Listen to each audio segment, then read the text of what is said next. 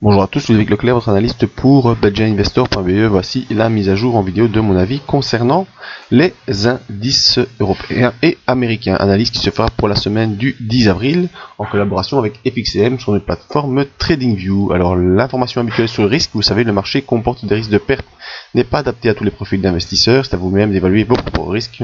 Moi je ne suis pas là pour vous conseiller dans vos opérations, tout ce que je peux vous conseiller c'est d'ouvrir des comptes démo afin de tester vos stratégies. Ma stratégie à moi c'est l'analyse des impulsions, stratégie qui utilise différents outils et que je peux également vous enseigner afin de vous faire progresser. Alors, commençons d'abord par l'indice parisien. L'indice parisien, vous savez, si vous me suivez déjà depuis un moment, on a parlé en long et en large du fameux Grand Est. C'était cette ligne mauve qui était une ligne oblique qui maintenait l'indice CAC 40 sous une pression baissière depuis 17 ans. Et on a franchi, la semaine dernière, on a franchi à la hausse ce Grand Est. On est normalement débarrassé de cette tendance baissière qui de long terme qui dure depuis 17 ans, donc comme je vous le disais, avec divers objectifs que vous pouvez retrouver, objectif court terme, objectif moyen terme et objectif long terme.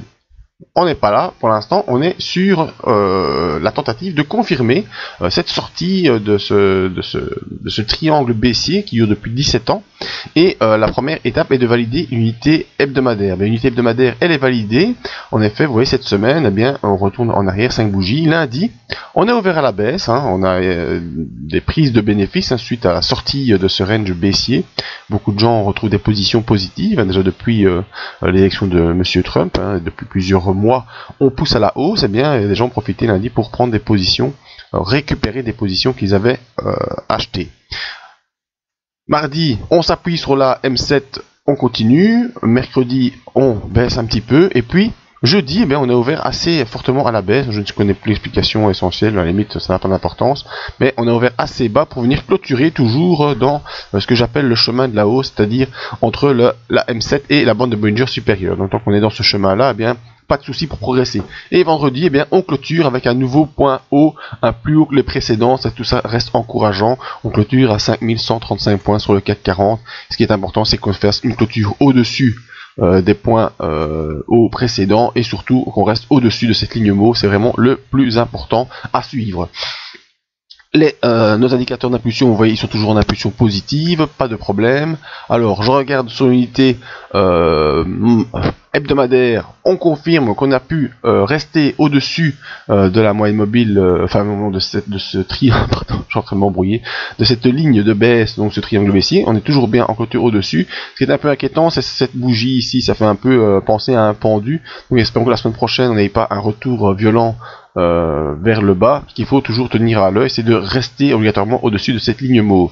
Donc, au niveau d'une autre unité de temps, je ne vais pas vous montrer une unité mensuelle, ça ne sert à rien, on vient de commencer le mois, on verra ça à la fin du mois. En tout cas, en unité journalière, on est toujours positif au-dessus des points hauts précédents, on est toujours dans le chemin de la hausse entre la M7 et la bande de Bollinger supérieure. Les indicateurs sont bien orientés, donc pour la semaine prochaine, on devrait pouvoir poursuivre.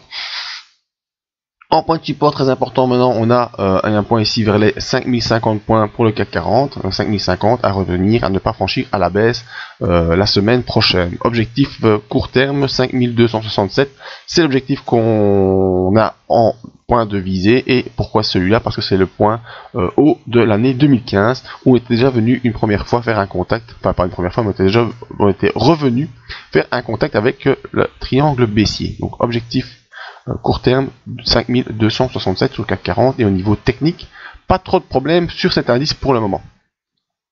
Alors voyons comment réagit le SP500. Le SP500, lui, il reste un peu coincé. On va ensemble cette grosse ligne ici. Tac.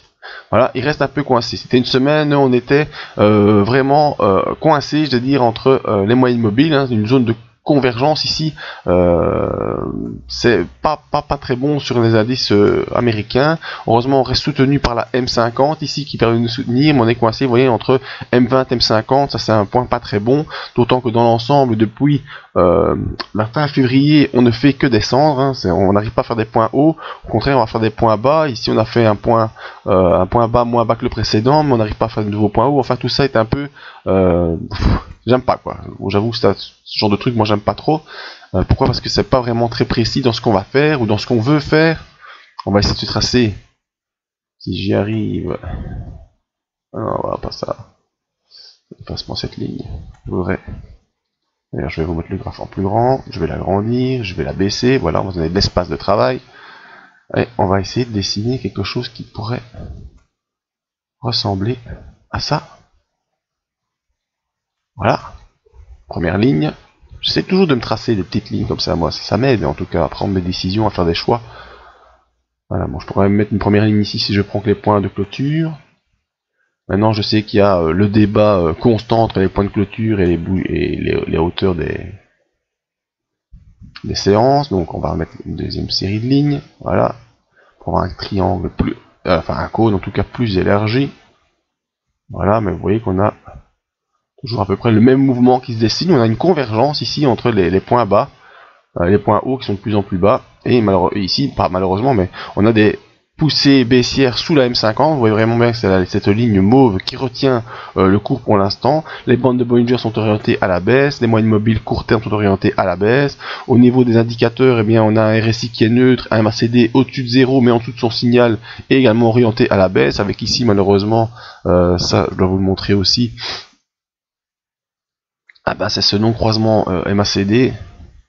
Alors la flèche est verte, mais en fait, c'est plutôt une flèche rouge qu'il faudrait mettre. Le non-croisement haussier MACD, ça c'est un mauvais plan également. Donc tout ça n'est pas très bon sur les indices sur le SP500. Et malheureusement, si le SP500 se met à faire des points bas, eh bien, je pense que ça va malheureusement devoir entraîner les indices européens dans leur sillage.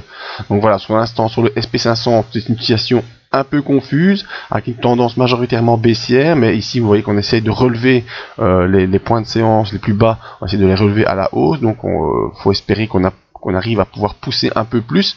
Un support horizontal aux alentours des 2340 sur le SP500, donc une clôture en dessous de ce point serait assez mauvais pour la suite. Et malheureusement, ça pourrait entraîner, comme je vous le disais, les indices européens. Pour l'instant, sur le CAC 40, nous, tout ce qui nous intéresse, c'est la poursuite du grand test en direction du premier objectif, et avec un support très fort, 5050. Alors, comme on me le demande de plus en plus, je vais vous parler brièvement du DAX. Voilà, sur le DAX, même chose, on a un point de support très important aux alentours des 12 074, hein, c'est plutôt la zone des 12 000, hein, c'est vraiment un chiffre rond, c'est cette zone-là, 12 074.